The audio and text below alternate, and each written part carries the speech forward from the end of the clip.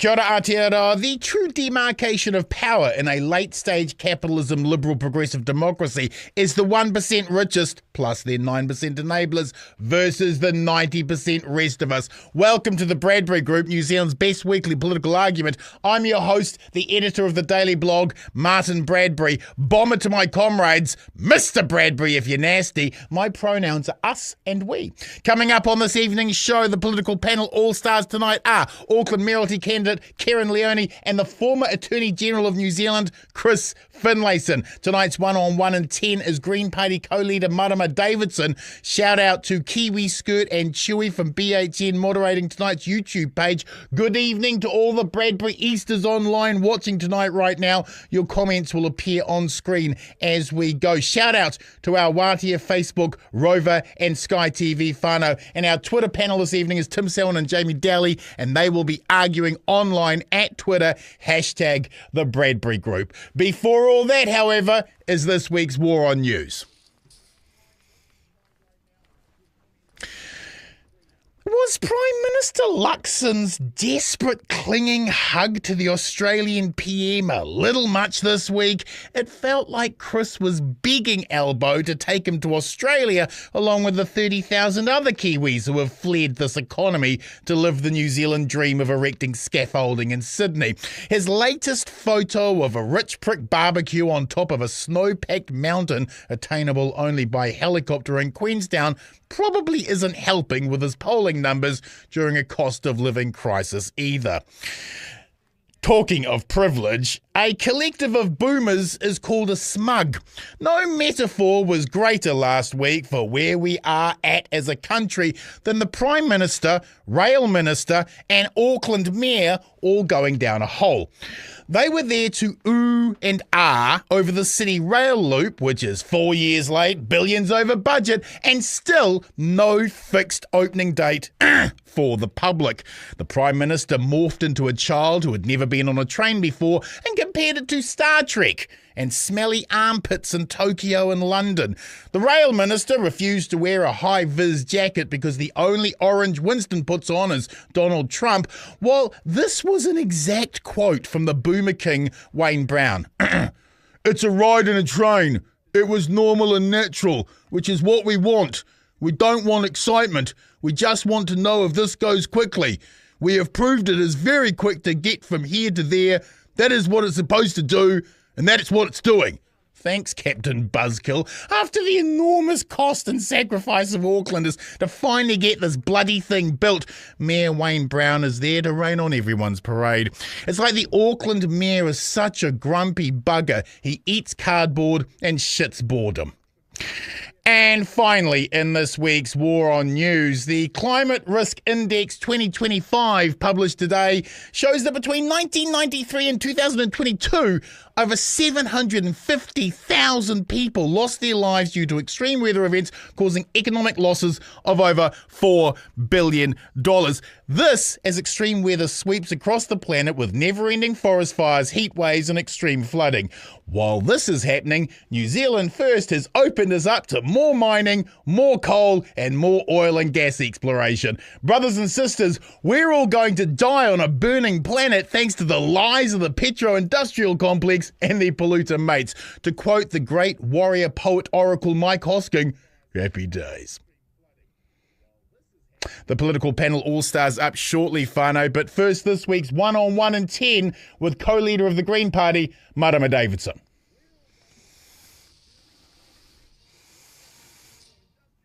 Kia ora, comrade. Welcome to the show and thank you for being available to the Fourth Estate. Your democracy is grateful. Second, me. Kia ora, Marama. Oh, look at that. Oh, we're being brought in. Marama, the Greens have held a very successful... No sound. Oh, you can't hear us? Just in case. Oh, okay. Hold on. We've got our tech people working on it now. Let me know when you can hear us. La la la. Can you hear us yet? There we go. Okay. Marama, you had a very successful conference over the weekend. What is the vibe for members? Far out, in a really good place. The party, Yep. members energised, by the Greens putting actual solutions and some deep work that we've done into how we can make sure that we are governing for everyone and protecting our planet for future generations at the same time. And so really inspired is what I've got incredible feedback from over the weekend. Proud particularly of, in a lot of ways, setting the agenda. And some of the examples that we used for that was when the government did their budget speeches, they spent half of it talking about who? About us, the Green Party. And so, yeah, really good vibe from the AGM over the weekend. Thanks, Bomber. I'd like to talk about the polls, not the Greens so much, as the rise of New Zealand First. There are factions inside Labour who are nervous of the Māori Party and would prefer an arrangement with New Zealand First. That could only ever happen if the Greens were to agree to it. Would you rule out a Labour, New Zealand First Green government that sidelined the Māori Party? We would prefer, and it's not, and look, I'm not even trying to avoid the question. I'm really clear that politics isn't just about political parties and political leaders playing with numbers and playing games with those numbers. We're actually saying to the population, it's really up to you. If you want a green heart government that really is going to prioritise everyone having what they need, that is going to prioritise economic transformation, that works with Papatūānuku instead of against her, if you want that as voters, you have that choice. And it means that, you know, we would prefer, whatever the government looks like, that it's the most progressive it can be. And we're straight up about that. We can't hypothesize what things are going to look like on election day. We're simply saying, if you want one that's as progressive as it can be, the Greens need to be the stronger part of that. Here's what pisses me off about the climate debate and jobs. One of the many, many things, Marama, that pisses me off about the climate debate and jobs. Matua Shane Jones runs up and down New Zealand promising jobs for oil and gas and mining and screams woke a lot. And that message resonates when the economy is being vandalised and people are fearful for their jobs. But jobs in mining and oil and gas amount to 12,000 jobs, while renewable energy jobs and green economy jobs amount to over 30,000. There are solutions to our climate and our economy that don't require polluters that exacerbate the problem of climate change. How does Matua Shane Jones get away with the distance between his rhetoric of jobs and the truth of jobs? The Green Party launched our jobs industry plan in Tokoroa with the community of the Kinleaf Mill, where we showed how we could, in fact, create 40,000 jobs that take us into the future that an Aotearoa needs, cross-laminated timbers being created in the region that also provide the housing infrastructure that we are going to need more of. Green jobs for nature jobs that have been a roaring success all around the country and the communities, rural and city regions, and making sure that we are training people up in the renewable energy jobs that are going to take our mokopuna into the future. It's a dying industry, the one that Matua Shane is advocating for. We want to be setting communities up for enduring employment, and not fossil employment. Comrade, many whānau are doing it so tough right now. Homelessness exploding. 600,000 Kiwis need food banks each month. Unemployment is soaring. Insolvencies for small business rising. Mortgage sales are going up. Public health is under constant assault. And New Zealand First want to spend time passing a law removing Aotearoa from the name New Zealand. How disconnected is this government from the realities of their self-inflicted economic vandalism? Shamefully disconnected. People want to see their cost of living reduced. People want to see their waters and soils protected for the health that we require them to be. People want to know that we are able to leave our mokopuna with a stable, thriving planet. Those are the solutions that the Greens have been putting out there and will keep getting on the ground to put out there. Such petty and ongoing slights towards Te Ao Māori, towards Māori people. are both petty and shamefully a waste of time. Just when you thought it was safe to go back to the marae, Minister Goldsmith has bewilderingly announced new Foreshore and Seabed legislation to curtail Māori interests. This government keeps claiming that it isn't anti-Māori and anti-treaty, yet almost every second piece of legislation is about bashing Māori interests. Is this government capable of legislation that isn't starting some culture war blowback that only makes Sean Plunkett and Don Brash happy? What I want to say to people is that I really understand why people might be turned off this constant attack and target sort of politics of destroying things rather than creating enduring solutions. I know that that's frustrating for people, and my plea is that it doesn't have to be this way. You can choose, as the people, you can choose differently. You can choose instead for us to engage in robust conversations about what is going to work for 100 years ahead, rather than busting down things for the sake of seeming like it's a quick soundbite solution. I know that our people are smarter than that also, and they really want to see us engage in positive, creative solutions that take our country forward. The Toitu Te Tiriti Hikoi showed us that Māori alongside non-Māori understand the value and the opportunity that Te Tiriti provides for us all, that relationships in communities, across communities, working together, whether it's protecting our rivers, planting in our soils, whether it's helping to feed and provide for communities from marae and community groups. There are so many examples of where our people are working together. Those are the examples that offer us hope and vision, as opposed to seeing Te Tiriti, for example, or Te Ao Māori as something to fear. A lot of people have now seen that that is not to be feared, but instead embraced. Finally, Marama, I don't even know how to articulate the horror we are witnessing in Gaza anymore. I don't believe any human being of conscience can witness what we're seeing there and not turn away in shock and disgust. These are supposedly our allies with reverence of human rights, free speech, independent judiciaries, and the rule of law, and they are committing war crimes while we watch. Why on earth is it taking New Zealand so long to recognise Palestine? I have to say that we can't rule out that we are trying to appease the US.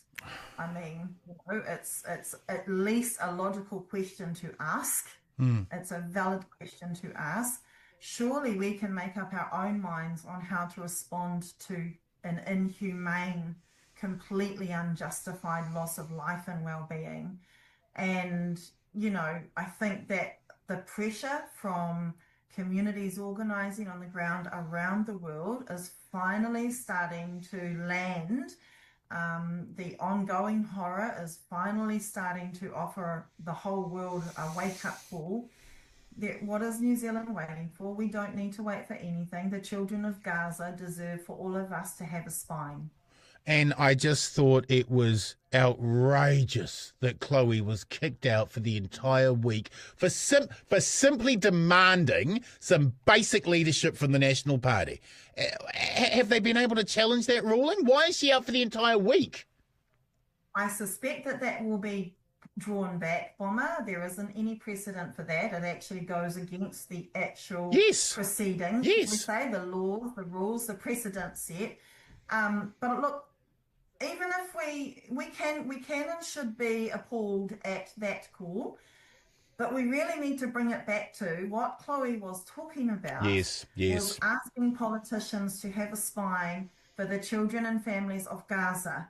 That's what this really is about. And we are unapologetic and will not apologise for calling on all humans, and particularly politicians in power, to have a spine, because that is the least that the children of Gaza deserve.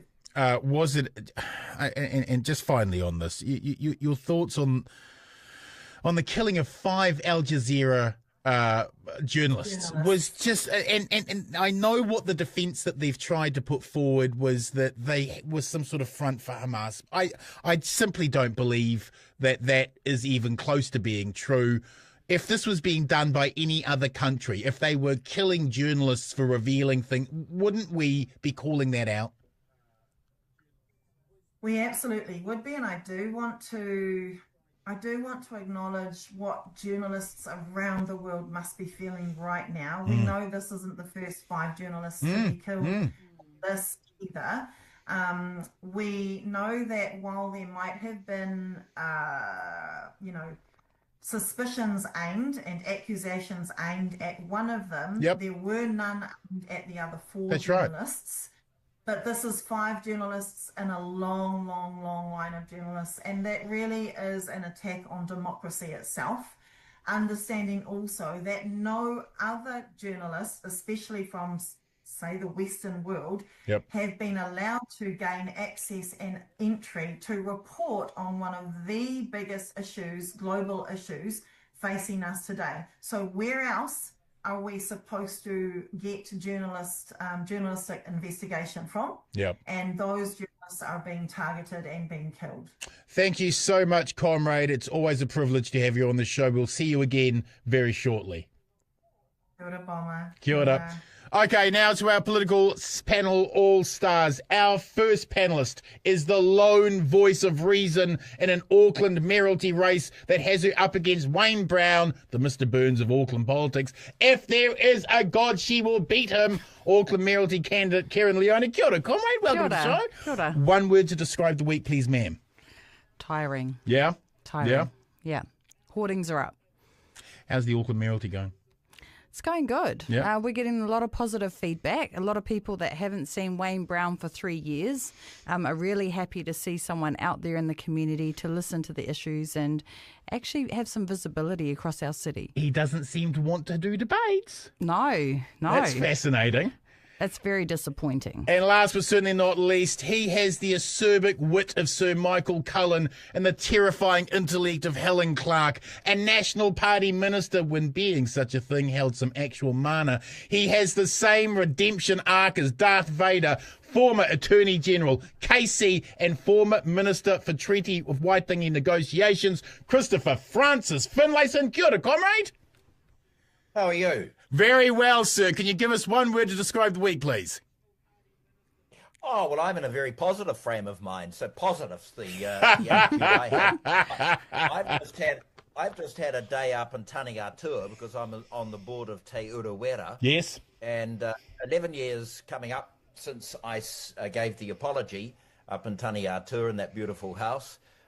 Those guys are doing fabulous work. They showed me new papakainga, new marae. They've bought into a tannery. They've bought into a pet food company.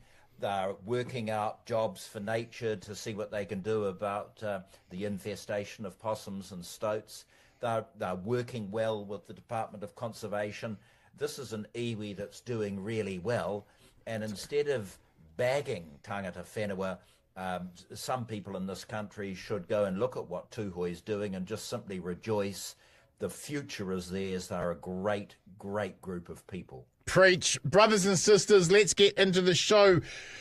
Tonight's political topics are Issue 1, why is Auckland failing? Issue 2, latest TVNZ poll and what it means. Issue 3, latest Foreshore and Seabed fiasco. Who is this divisiveness serving? And Issue 4 tonight, when will New Zealand recognise Palestine? Plus, we'll have a final word at the end of the show where each panellist gets to go to the mountaintop to see who breaches casting standards this week. My money is on Kerrin. Let's begin tonight with comments made by Chamber of Commerce Pope Simon Bridges that Auckland is failing. Bridges says urgent government action is needed to save Auckland's struggling economy. Auckland's unemployment rate is 6.1% with businesses suffering and key developments delayed. Kerrin, I've lived in the city for most of my life and it is more gridlocked and depressed than it's ever been. You are running for mayor. What does Auckland need to do to get its mojo back? Well, I think the first thing we need to do is have some positive leadership. that is actually going to start providing some solutions for our city, and working with some of our sister cities across the world that are doing well in the areas of transport and things like that. I mean, we have over 20 sister cities that we can potentially work with, and the current mayor isn't working with any of them. Yeah. You know, so when you look at places like Sydney and you look at Brisbane, who have done well in terms of their transport infrastructure, we should be working really closely with them and looking at how they plan to do that. And we should be really comparing and moving through our plans to do that, because we keep overspending. Our infrastructure budgets are through the roof. We're not getting anywhere. So I think we need to have a whole new way that we plan our infrastructure, and it's got to be long term. Right now, our infrastructure plans change every 3 years depending on central government.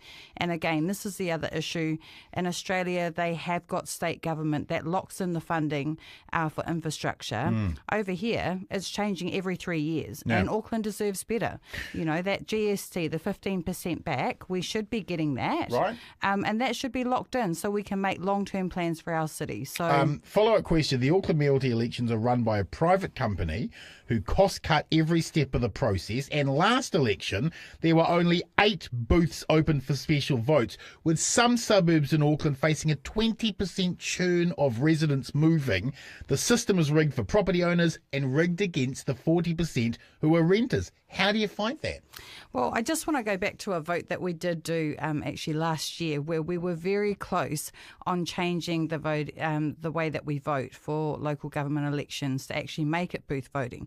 But we were told it was going to cost us $11 million to do that, which is ridiculous. So the second option that we have now is to actually have all of our libraries, at least one library in each local board area. You will be able to update your address and do a special vote for that whole month available for voting. But the issue again is getting the comms out to Aucklanders to let them know that that's actually another option that they have, because I think a majority of Aucklanders don't even know that. Chris, Simon Bridges argues unemployment is 6.1% for Auckland, but for Māoris living in Auckland, it's 11.5%. Is his solution missing who is being hurt most by the problem? Well, I don't understand why he says that Auckland's failing. I don't think it is. It's transitioning from a big city to a world city, and the future is Auckland. I really think what they need to do, I'm not answering your question, I'm answering an earlier one. Go for it. That's my prerogative. You do it. You do that. I really think that they need to get better connectivity with transport. I think they've probably got enough roads, but I've long been in favour of heavy rail from Onehunga to the airport and from Manukau around to the airport.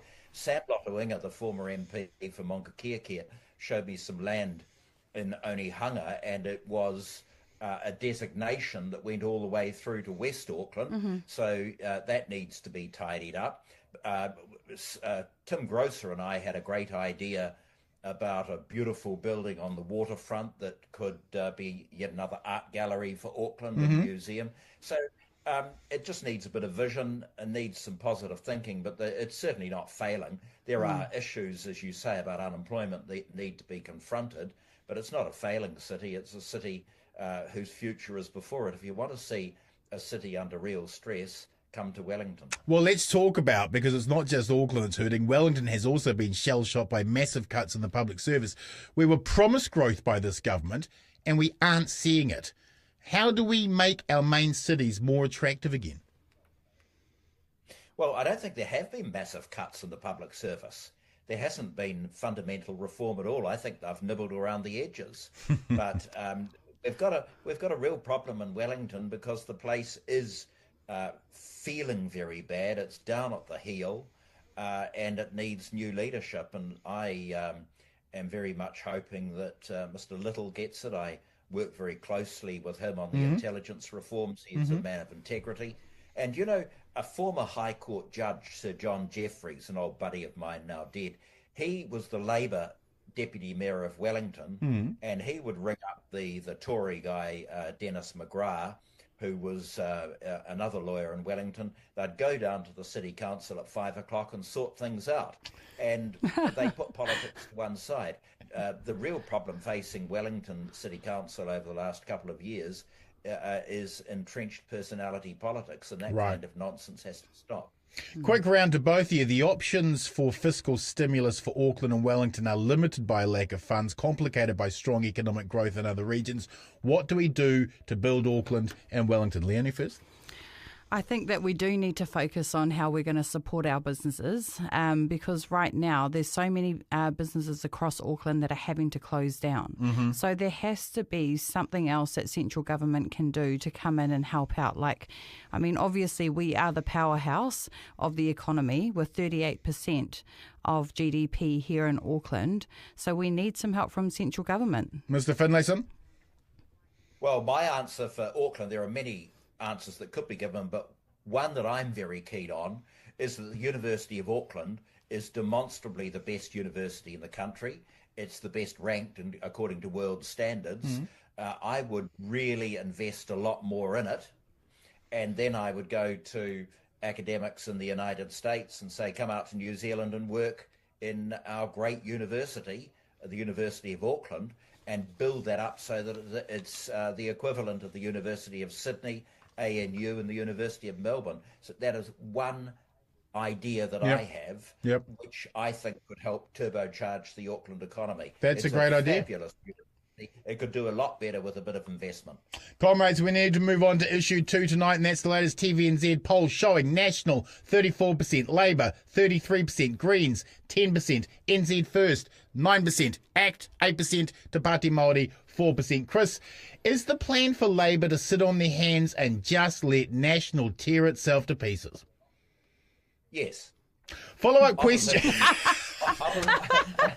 Opposition doesn't win government, but they will sit there and just, I would think, watch this time of troubles continue, just as National did to them. And if I were Hipkins, I would, if, say, hypothetically, they end up being the biggest party after the next election, I'd go to Te Pāti Māori and say, well, you painted yourselves into a corner. You've got no one to support but us. We're not taking you in as a confidence and supply partner. We'll talk to you if we need to. And I'd then go to the Green Party, who are always out-negotiated, and simply say, oh, you can be a confidence and supply partner, but we're not going into coalition with you. I don't think New Zealanders like coalitions. Yes. I think that trialling a minority government, be it on the centre-right or centre-left, could be the next inevitable step with MMP. Follow-up question, why is New Zealand First rising, and will that annoy David Seymour? Well, it annoys me. I don't know what it does to David Seymour, but I've always thought they were a pack of charlatans, and they have made no contribution to New Zealand in 30 years. They dog whistle. Wait till we get on Foreshore and Seabed. I think Winston's time is up. He should just go away, and then I fervently hope and pray that, like a balloon that fizzes, it will reduce itself to nothing and go away. Preach. Kerrin, are you surprised by the fall of Chris Luxon's popularity? I mean, when you're getting booed by netballers, you've done something very wrong when the netballers turn against you. Yeah, I just think, it has really turned quite sad. When you look at Wayne Brown, when you look at Christopher Luxon, you feel like there's no hope for our country at the moment. When you're looking at probably the two most important jobs in the country and the biggest city in New Zealand. And it's a real reflection of where things are at for our country. And, it's unfortunate because I don't know if there's been any other National Party leaders that have probably experienced this amount of difficulty throughout their term. I can't recall it, to be honest. No, I can, but I won't bring it up now. But yes, no, it's a disappointing situation that we're in as a country with the leadership that we have. Follow-up question: the Taxpayers Union poll found a hung parliament. With results this close, does that question the sudden desire to change election enrolments that could impact and will impact the special votes? Yes, I mean, the special votes are so important, obviously, in Auckland, especially with the local government elections. Yes. I won through the special votes coming in by 260 votes. Yep. On the day that the votes were counted, I wasn't in. A couple of days later, I was. And, you know, it's a real issue around the fact that actually only 37% of Aucklanders vote in local government elections, which is appalling. Yeah. So if the special votes are the only little bit of democracy or additional, you know, for people that are not educated or understanding, haven't been taught about local government voting, then we've got to make sure they've got every chance to have their say. Quick round, will this be a one-term government? Chris? Too soon to tell. I think by early next year we'll have a pretty good indication. But I feel sorry for Luxon, who inherited the job when, you know, Judith blew up. Yes. And following on from Bridges and what's that other guy's name? Muller. Yes. Who was there for 10 days. And so he hasn't really had an opportunity to learn the political ropes, but he's no dum-dum. So, look, the best way I would look at it is just sort of say we can't predict until early next year. One-term government? I'm probably on the same note there because it's just too close to say at the moment. Comrades, we need to move on. Issue 3 tonight, and that is the shocking announcement that the National-led government will relitigate the Foreshore and Seabed issue by seeking to limit Māori customary rights. For a government that claims not to be anti-Māori or anti-treaty, they certainly managed to keep being anti-Māori and anti-treaty. Chris, you are considered one of the best Attorney Generals we've had, and your time as Treaty Negotiations Minister was seen as an honourable high point and crown in Māori relations. You have oversight and insight on this issue. What is the problem that Paul Goldsmith is trying to fix here? Because it looks to a layman like me that the government is changing the rules because Māori are winning.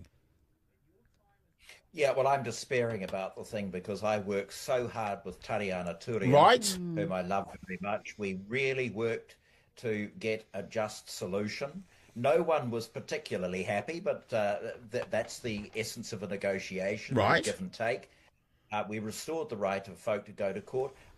One thing I need to tell you, Bomber, is who gave me very good advice in that period? Michael Cullen. He wrote to me and gave me good advice. The debate in the House was civil. David Parker was excellent. We got to a good place. Yes. And so why are they relitigating all this? They are not clarifying the intention of Parliament. They are relitigating the matter and imposing a higher test and also screwing up the burden of proof.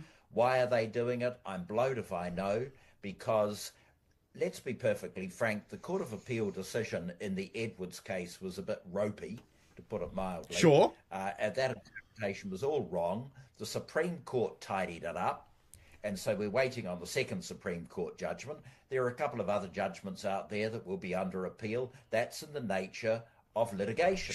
Sure. And then they go to the Supreme Court and sort it out. They don't need to go there. They're screwing it up. They are not clarifying the intention of Parliament. The Supreme Court did that. Leave it alone is the best advice I can offer them. So what's the game here? Come on, what is this about?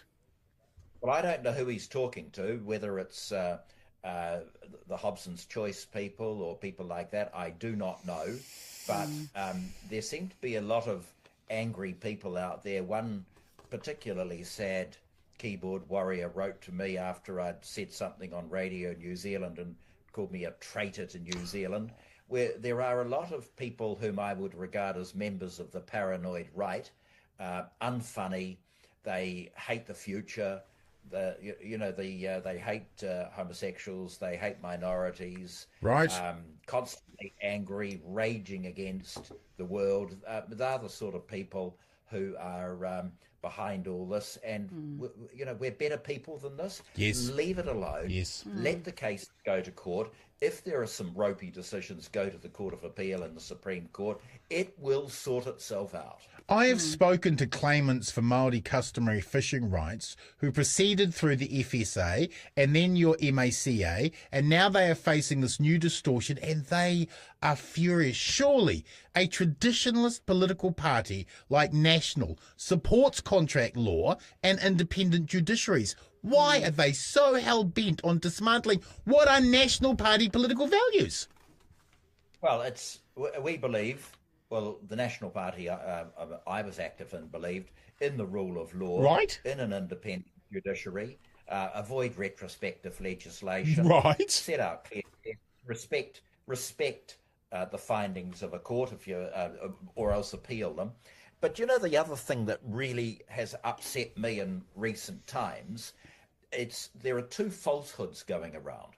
One is that under the way this is all developing, people are going to lose access to the Foreshore seabed. That is rubbish. Total rubbish. Public access is guaranteed in the legislation. And the second thing that irritates me is that people are saying, oh, certain developments, important infrastructure developments won't be able to proceed under if Maori have customary title. That is wrong too, because accommodated activities are explicitly provided for in the legislation. So there is no justification for running the line about public access or inability to develop. The debate is of the ignorant and by the ignorant, and it does not do New Zealand any good at all. Preach. Kerrin, back in 2024, Paul Goldsmith and Shane Jones were caught boasting to the fishing industry that they were going to ensure Māori couldn't claim more than 5% of coastal fishing. And lo and behold, we have this new legislation. Whose interests are being served here? Oh, look, I just wanted to go back and acknowledge the great kōrero that you've just given. And like in terms of where our country's at and knowing that we've already had to go back on Māori wards, we've already had to go back on the Treaty Principles Bill. I mean, just having this in the mix now, I actually sometimes I feel sorry for Christopher Luxon. I wonder whether it's that leadership, because I think really a lot of this stuff just shouldn't even be happening. This is not the National Party of John Key. This is not the National Party of Jenny Shipley. This is not the National Party of Jim Bolger. I don't know what this National Party is that's anymore. Right. It's like who's actually leading the country and show some leadership. Because, I mean, there's somewhere in my mind that believes that Christopher Luxon isn't really that person.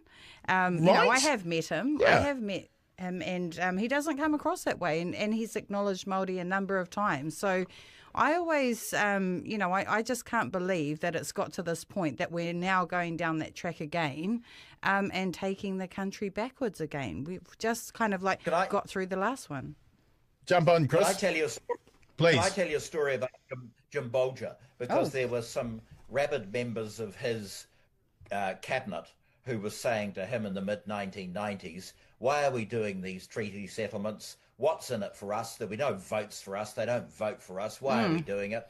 And Jim Bolger said, we're doing it because it's the right thing to do. That's right. That's the kind of leadership you want at this time. You've got to stare down some of these lunatics or swivel-eyed loons who want to take us back to the 1930s and say, no, we're not going there. We're going to focus on some key things, but we are not going to indulge in this kind of debate. Preach. No, and I do want to add that I've had that same conversation with Mayor Wayne Brown when we were debating the Māori wards for Auckland, and he said to me quite clearly, he said, I'm not going to get involved in this debate because I know that I'll lose votes. Oh, that's so gutless. That is so gutless. Quick round to both of you. While we're talking outrageous race issues, thoughts on the Hobson's Pledge billboard that used a Māori woman's face to promote anti-Māori wards referendum? Disgusting. It's just disgusting. It's just gone to the next level. I mean, Yeah, I still can't believe it. I've been back in the country now for 10 years. I was over in the UK for 10 years, and I felt when I came back, it felt like in a lot of ways that I'd come back into the 1950s in terms of the racism and everything else. Really? Yeah. And there's days when sometimes I feel like moving back over to Europe because I just still can't believe the state that our country is in. And actually that Māori are more respected in Europe than what we are sometimes in our own country. Wow. And that's actually so sad, that we're having to go through all this, regurgitate it. I mean, I've got a degree and 2 masters. I've been in property investment since I was 21 years old. I ran my own consultancy in the UK for 10 years, but I'm put in a box as a Māori woman. It's like, actually, I've worked really hard. I got my second master's over in London in King's College. And, even after all that, you're just, okay, you're a Māori woman. I'm actually like, well, I'm Irish and Italian as well. So that makes me extra feisty. But it's just, yeah, it's unbelievable, really, that now in 2025 we're having the same discussions that we were having 20 years ago when I was first introduced into politics and understanding all of these dynamics. So, we take 10 steps forward and then we take 20 steps back. And hopefully, I'm of the view that through the next generations, those things change. So it's almost like, literally some people that generation needs to die out before we can really take the country forward. And I'm really looking forward to that. Chris, I've got deep intellectual problems with Hobson's Pledge and their entire farcical reason for existing. But this billboard just seemed to go to a whole nother level of crazy, didn't it? Yeah, it was pitiful. To appropriate someone's personality in that way, deeply embarrassing. I just can't understand. Don Brash was very good to me when I went to Parliament, and he basically has served his country very well through the Reserve Bank and so on. Yeah. But his performance in recent years is something I find incredibly disappointing, and to get tangled up with the sort of people who write to me and say, let's do away with Maori communism. You're an N lover. You're a traitor to the country. We don't need this kind of discourse. It's not civil. It's not who New Zealanders are. I do wish Don would just recognise the contribution he's made and go away and shut up. Preach. Comrades, we need to move on to our last issue tonight. And the terrible obscenity occurring in Gaza is now at a level where even our apathy can't protect us. Kerrin, should New Zealand recognise Palestine and why? Absolutely. I think we should. It's inhumane if we don't. And I agree with a lot of the comments that Marama made earlier. I mean, we can't ignore what is happening over there, and we've got to be able to take action. If that was happening in New Zealand, imagine what we'd all be doing. We wouldn't just be kind of closing our eyes and ignoring it. Yeah. So we have to stand up for all of those children, and yeah, I'm very disappointed that it's taken this long for the government to take a stance on it. I'm actually doing a speech at a rally this weekend to support them because we've got to take some real action here, and we've got to make sure that our next generations know that we will continue to stand up in all of these areas. But it's disappointing. We need central government to really put their foot down. Chris, history is watching, and no one justifies October the 7th. No one is doing that. No one is saying that. No reasonable person. But the disproportionate violence that we've seen and the loss of life and civilian life. What should New Zealand be doing? Well, to me, recognition on its own is sort of symbolic. And, yes. I mean, the key thing is to be working towards getting the Israelis out of there. There needs to be a proper... I mean, many of my friends in Israel are traumatized by what's going on because it's given rise to anti-Semitism. Yes. It's very interesting when you talk some people, under the guise of talking about peace in the Middle East, the anti-Semitism bubbles up very quickly. It really is the oldest obsession. It is. But there does need to be a proper inquiry over there. One of the things that I don't think's ever been properly answered is how is it that Mossad, beyond peradventure the best intelligence agency on earth, did not know what was going on in the period leading up to October 7. Yeah. And it seems to me, my understanding is that the Egyptians were tipping them off. So there's something that's gone horrendously wrong there, and there does need to be a proper inquiry. But that's for the future. For the present, the major powers of the world, because they're the only ones who can do it, need to bring Netanyahu to his senses, to get him out of there and begin the unbelievable task of reconstruction. Yeah. Comrades, we need to wrap the show with a final word. Kerrin, your final word this week is? Make sure you are ready to vote for this year's election. We need to increase that voter turnout. So, yeah, make sure you tell your families in 4 weeks your voting papers will be out, and get ready to vote. Chris, your final word this week? Well, I've got two. Where's Bridges? I thought he was supposed to be on this program tonight. He got nervous about you being on it. Are you serious? I did see him at the previous meeting I was at. What a wuss. Yeah, he was there. Yeah. He didn't want to turn up because I was there. I'm just a sort of washed up nothing. Oh, no, you're not. Everyone's terrified of you.